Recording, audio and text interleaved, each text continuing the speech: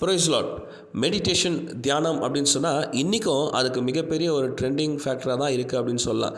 ஏன்னா இன்றைக்கும் பல பேர் இந்த மெடிடேஷனாக என்ன, உண்மையான தியானம்னா என்னன்றதை தெரியாமையே பல பேர் இதை கற்றுக் கொடுத்துட்டும் இருக்கிறாங்க, கற்றுக்கொண்டும் இருக்கிறாங்கன்றது தான் உண்மை. ஏன் அப்படின்னா, இந்த மெடிடேஷன் அப்படின்னு சொன்னாலே எல்லாருக்கும் இருக்கிற இயல்பான ஒரு எண்ணம் என்னென்னா, நம்ம எல்லாவற்றையும் மறந்து எதையுமே யோசிக்காமல் ஒரு இடத்துல உட்காந்துட்டா அதுதான் மெடிடேஷன் நம்ம நினச்சிட்ருக்கலாம். ஆனால் அது மிக மிக தவறு. ஏன்னா இன்றைக்கும் தன்னுடைய சுய பெருமைக்காக, சொந்த லாபத்துக்காக கமர்ஷியலாக மெடிடேஷனை தவறாய் போதிக்கப்பட்டு கொண்டிருக்கிறது, தவறாய் கற்றுக் கொடுக்கப்பட்டு கொண்டிருக்கிறதும் யதார்த்தமான உண்மைதான். ஏன்னா மெடிடேஷன் அப்படின்றது உண்மையான அர்த்தமே எல்லாவற்றையும் மறந்து நம்ம சுயநினைவை இழக்கிற ஒரு காரியம் கிடையாது.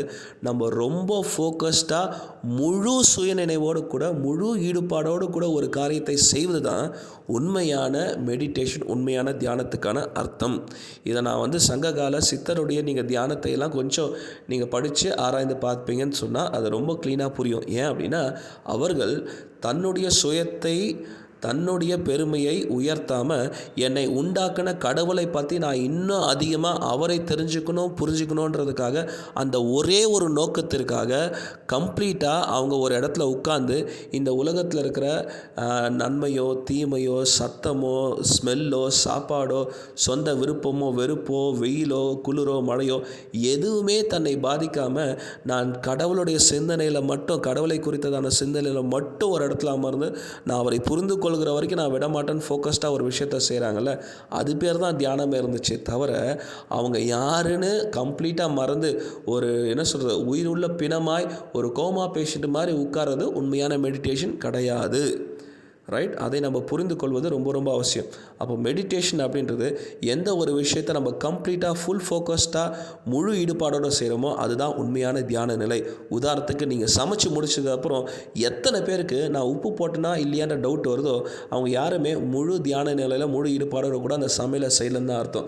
ஏன்னா நல்லா யோசிச்சு பாருங்களேன், நமக்கு பிடிச்ச ஒருத்தர் வீட்டுக்கு வராருன்னு சொல்லிட்டா அவங்கள பிரியப்படுத்துறதுக்காக நம்ம சமைக்கிறோன்னு சொன்னால் எவ்வளோ கவனமாக, எவ்வளோ ஈடுபாடோடு கூட அந்த சமையலை செய்வோம்.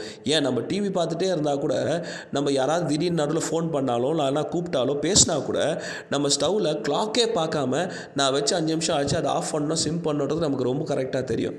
அதுதான் முழு ஈடுபாடோடு கூட முழு தியான நிலையில் நம்ம ஒரு காரியத்தை செய்வதற்கான அடையாளம்.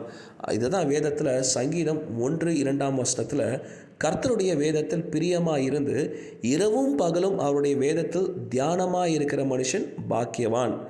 அப்போ கடவுளுடைய வேதத்தில் இரவும் பகலும் தியானமாக இருக்கிற மனுஷன் பாக்கியவானா? அப்போ இரவும் பகலும் கம்ப்ளீட்டாக 24 மணி நேரம் பைபிளை படிச்சுட்டே இருக்கிறவன் பாக்கியவானா அப்படிங்கிற 100% அப்படி கிடையாது. நான் கடவுளுடைய வேதத்தை படித்து எது சரி, எது தவறு, எது பாவம், எது பரிசுத்தம் அப்படின்றத புரிஞ்சிட்டதுக்கப்புறம் நான் எந்த சூழ்நிலையாக இருந்தாலும், எவ்வளோ பெரிய லாபம் கொடுத்தாலும், எவ்வளோ பெரிய ஆசைகள் காட்டப்பட்டாலும் நான் அந்த கற்றுக்கொண்ட வேதத்துடைய வார்த்தைக்கு விரோதமாக எதுவும் செய்யாதபடிக்கு கடவுளுடைய வார்த்தைக்கு கீழ்ப்படிந்து முழு ஃபோக்கஸ்டாக, முழு சிந்தனையோடு கூட, சுயநினைவோடு கூட நான் செயல்பட்டு எடுக்கிற தீர்மானங்கள் தியான நிலையை உணர்த்துகிறது.